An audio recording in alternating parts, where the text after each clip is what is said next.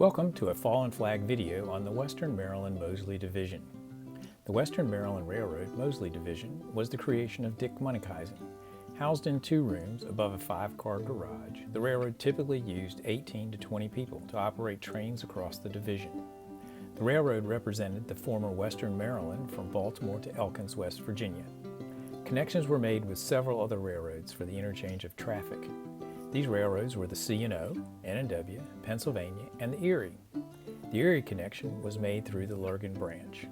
Our video tour will begin in Baltimore and continue all the way to Elkins and Spruce, giving you a bird's eye view of what the crews would see as they operated their trains.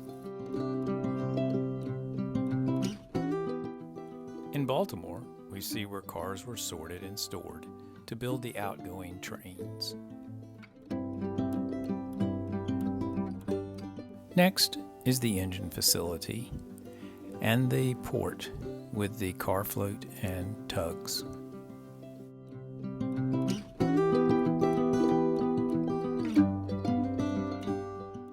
Most of the action in Baltimore took place at the arrival and departure tracks, alongside the main sorting and classification areas of the yard.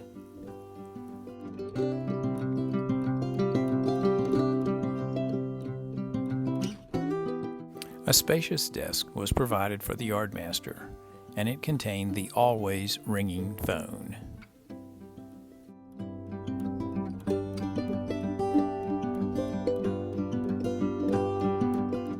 Trains departing Baltimore head past the large grain storage facility and enter the dispatcher's office on the upper level track. It was a requirement to blow the whistle wildly as you went through the dispatcher's office to make sure he was awake. Departing the dispatcher's office, the train entered Emory Grove. For trains waiting to enter Baltimore here, the wait in this siding could be considerable. Some operators grew beards, and even one was elected mayor of Emory Grove.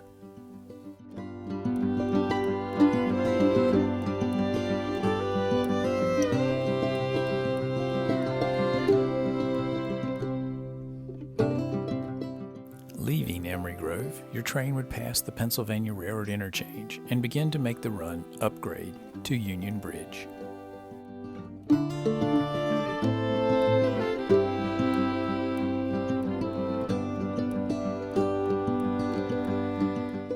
Union Bridge was home to one of the more unique industries on the railroad, Green Deal Acres, which was owned and managed by Vic Smelly, where he collected methane from cows to be put in tank cars and shipped to his railroad, the Hudson and Ohio.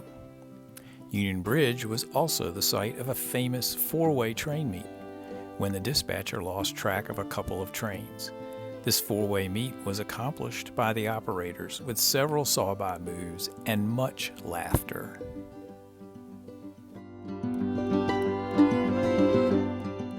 Leaving Union Bridge, we passed through Keymar and begin our downgrade run to Blue Ridge.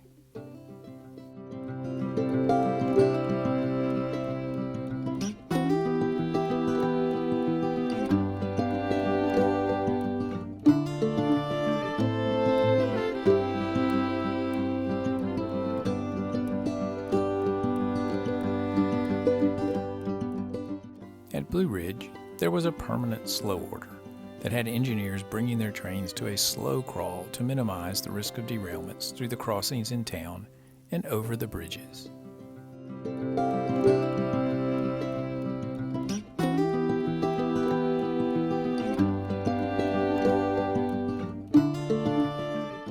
The next stop was Hagerstown, where you would call MY Tower for permission to enter Cumberland.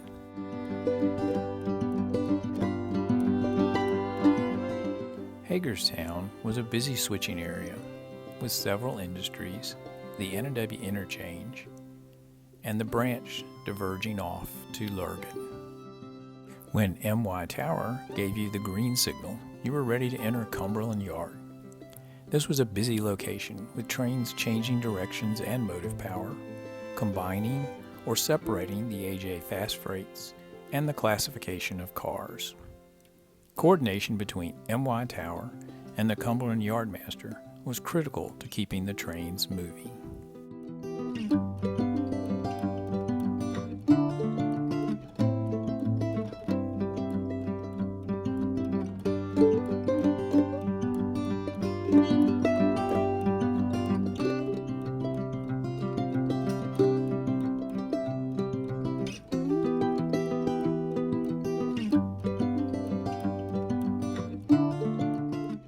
At the west end of Cumberland, the tracks to Connellsville Staging and the main line to Elkins diverged.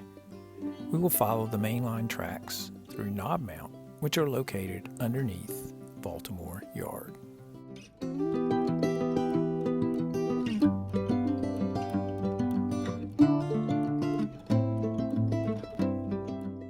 Leaving Knob Mount, you pass through the dispatcher's office once more and arrive in the town of Luke, on the lower level below Emery Grove.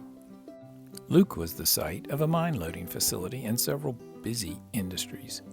This was the eastern terminus of the Luke Digger, which would gather the coal from mines in Luke and Thomas and bring it back to Elkins, where it could be marshaled into trains to be sent to Baltimore.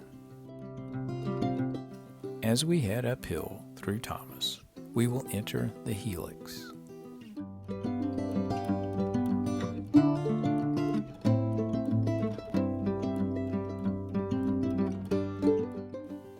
Exiting the Helix, we enter Elkins.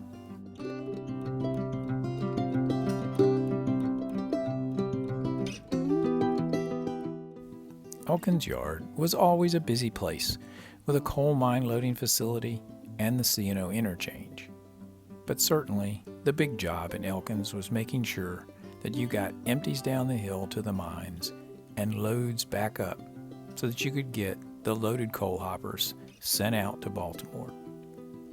It was always a challenge keeping the yard fluid.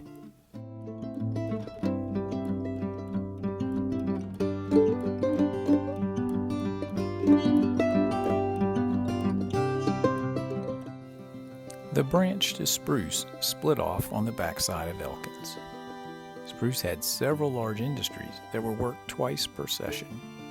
In addition, the passenger trains on the division ran between Spruce and Baltimore, which added more challenges to the busy movements of the coal and freight on the railroad. The Western Maryland Mosely Division was always fun to operate. The many challenges created the opportunity to work together and build a level of camaraderie and friendship between the operators. It also provided plenty of opportunity for good-natured ribbing. The operating sessions will be missed, but remembered fondly. I hope you've enjoyed this aerial video tour of the railroad and that it sparked some fond memories of operating on the Western Maryland Mosely Division.